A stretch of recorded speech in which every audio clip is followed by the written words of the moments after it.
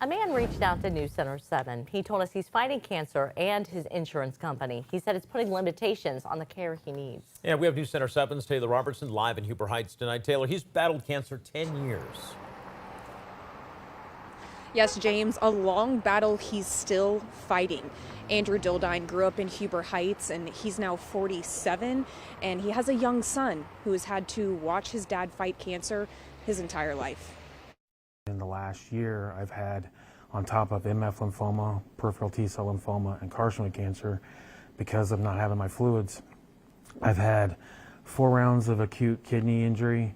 I've had Bell's palsy, and then I've had 4 bouts of sepsis. Andrew Dildine tells me in 2016, his medical team came up with a treatment plan where he would get IV fluids through a port in his chest. A nurse would come to his house multiple times a week to change his dressing, and another nurse would come once a month to change the port. Through his Blue Cross Blue Shield insurance policy, he tells me he gets 100 visits a year. Since 2024, he says he's been fighting with his insurance to get those visits extended, and that hasn't happened. Because of that, he tells me he had to miss some of his treatments. I'm just tired of fighting. I gotta fight the cancer. But now I gotta spend hours on the phone, stressed out about are they gonna cover it, are they not gonna cover it, when is the next denial gonna come? The National Cancer Institute says the cost of cancer varies. Dildine told me he spent around $15,000 to cover treatments not covered by his insurance. He had to sell things important to him to foot the bill, and so did his son, Andrew Jr. And he sold his Hot Wheels to help me out at times.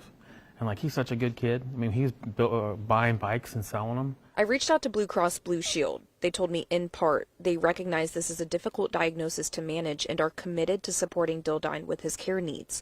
They say they have provided coverage in accordance with his plan benefits and will continue to do so.